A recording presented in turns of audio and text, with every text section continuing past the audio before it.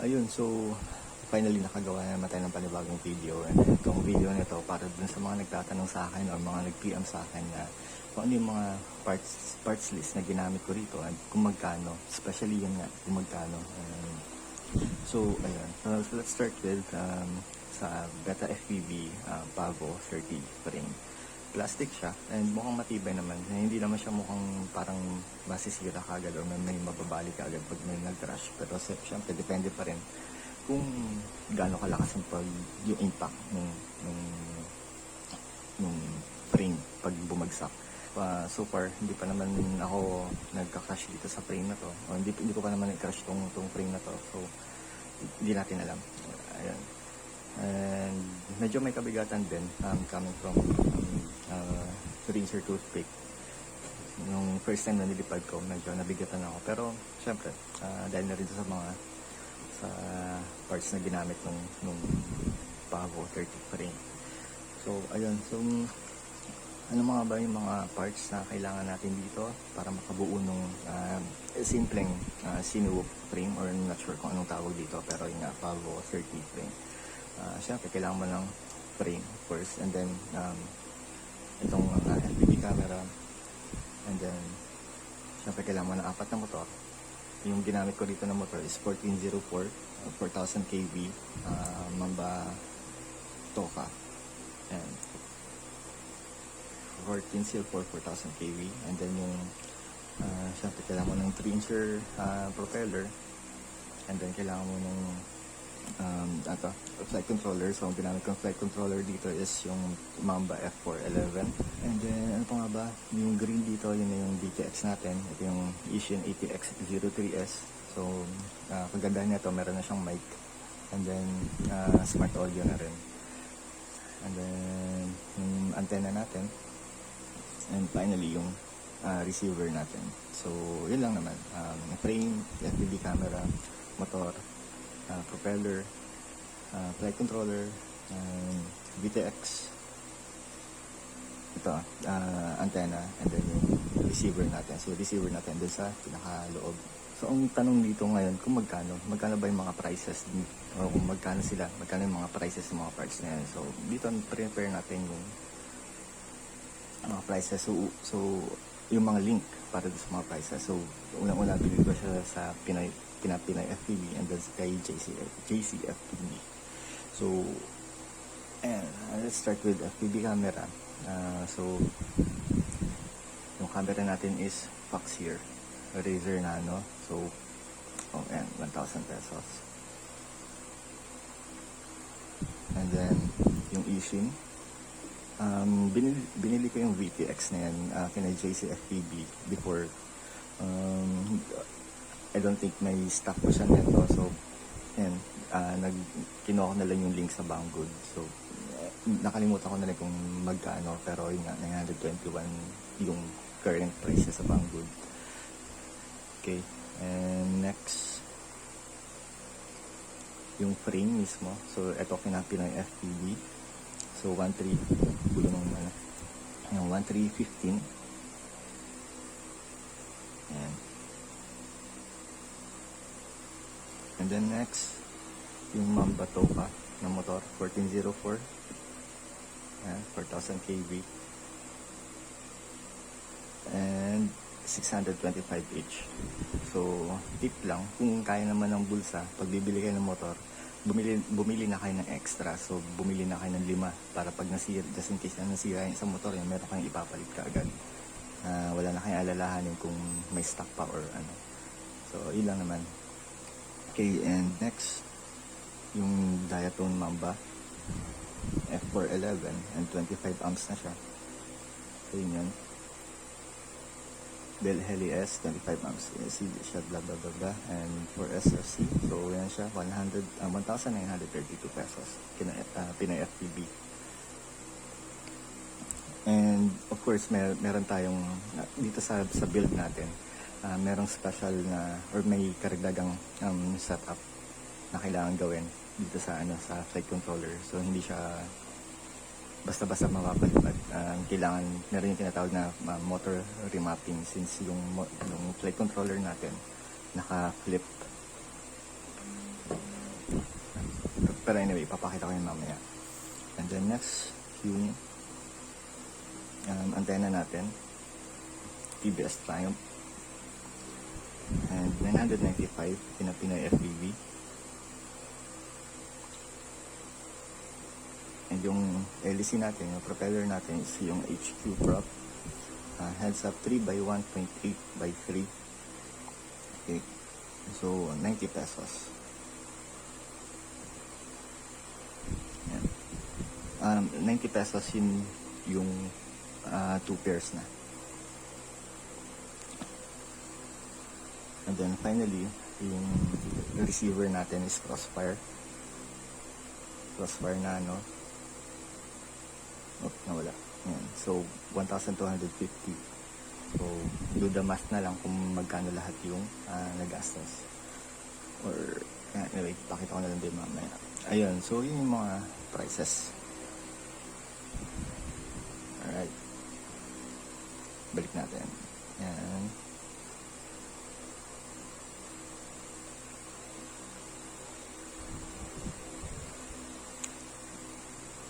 Okay, so next thing, sabihin natin to. Yun nga, dun sa flight controller. So since yung flight controller natin naka-flip, paano ba natin papakita? Ito na lang kasi siya yan. Okay, so ito yung Mamba F411 natin. Ito yung right arrow. Ito yung arrow. Okay, so naka-point dun. So, ito yung motor 1, motor 2, motor 3, and yan, ito yung motor 4. Okay. So, since naka-flip, yung pagkakamount natin nung flight controller natin dito, sa build natin. So, kailangan mo ng motor remapping. Okay. So, ang mangyayari niyan, since ito yung motor 1, mapupunta yung motor 1 dito sa motor 3. Right, so nagas nga. So, yung motor 1, yung motor 3, siya yung magiging motor 1. Itong motor 4, siya yung magiging motor 2. And then yung 2, siya yung magiging motor 4. Ito. And yung 3, siya yung magiging motor 2. Yan, diba? Baliktad. Ayun. And then, additional setup dun, flight controller orientation. So, kailangan mo ring i-set up dun sa beta flight configurator natin. Okay, abang gagawin natin. So, yan, papakita natin yung configuration natin sa beta flight.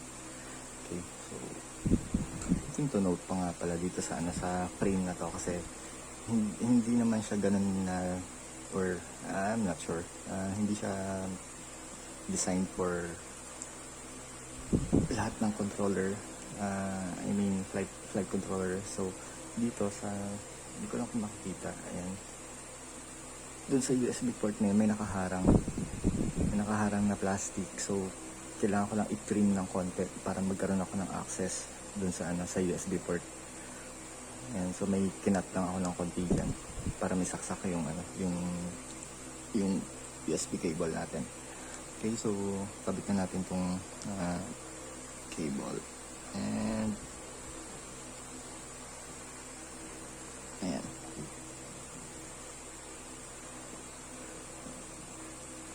Alright. Okay, so connected na. And then punta tayo sa configuration.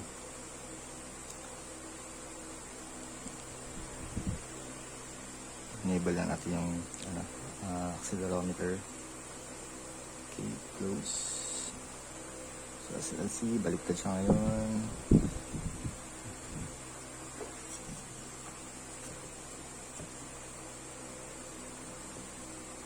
Ayan siya. Okay. So, configuration. Ang binaliktad ko lang yung sa gyro. So,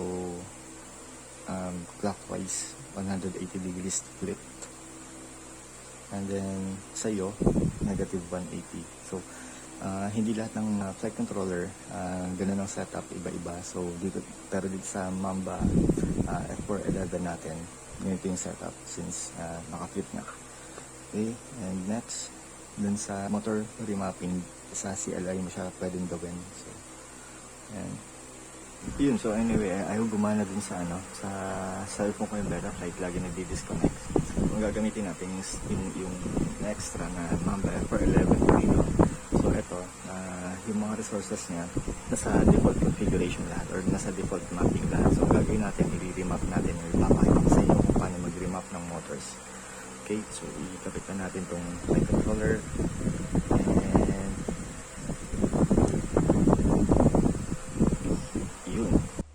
Okay, so pupunta tayo sa CLI and then ita-type natin ang resource. Okay. Okay, so kukunin lang natin dito is yung resource configuration natin. So yung resource map. So lagay natin dyan. And then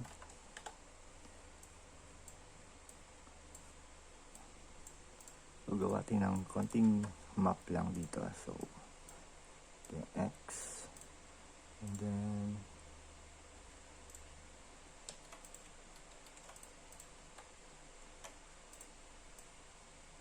okay.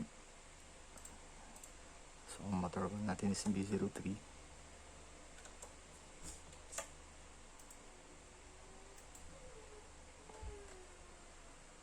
Ayun, okay, so ito na siya. So motor 1 natin is B03, motor 2 B04, motor 3 B06, motor 4 B07. So since yung sabi ko nga, since naka-flip yung flight controller natin, so babalik na rin natin yung mga values. Okay, so ito yung si B06, siya yung mapupunta sa dyan. And ito.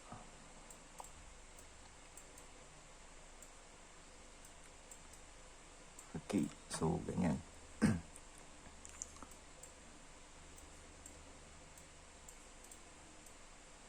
So kunin na natin to, copy-paste.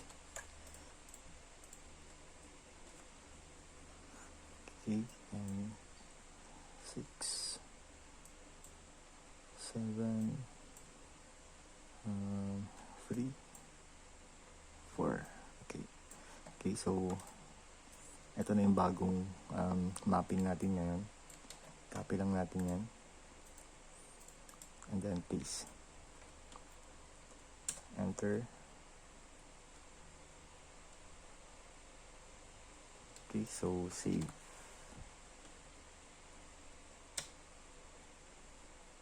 Okay, so na-save na. So balik tayo sa CLI and resource.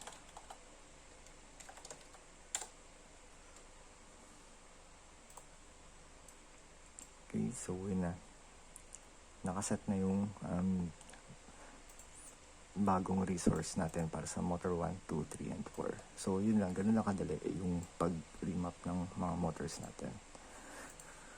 Okay, so next na gagawin natin, i-disassemble natin itong custom build natin ng Pavo 30. So, yan. So, let's start. And gagamitin natin itong napakagandang Japex na screwdrivers.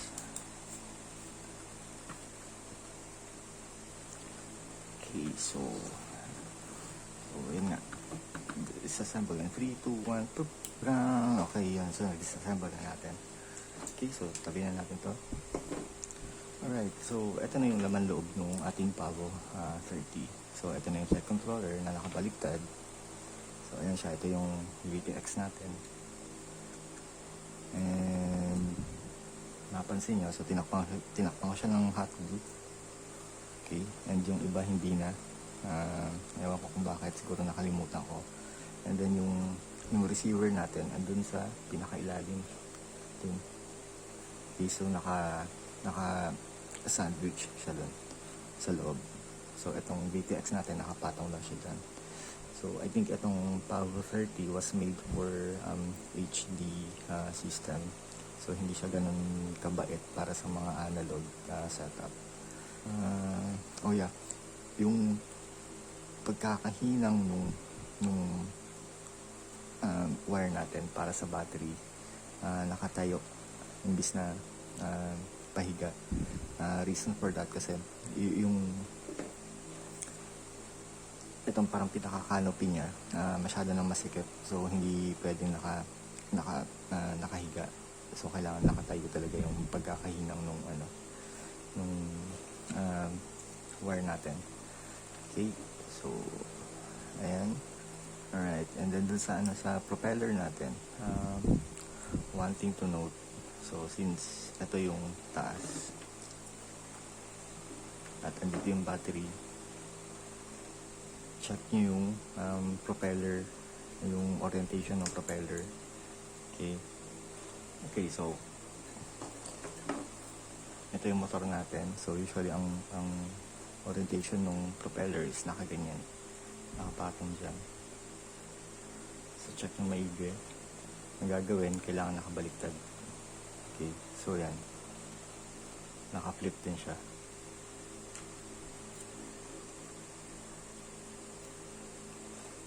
Yun lang naman. Ganun lang naman yung setup natin dito.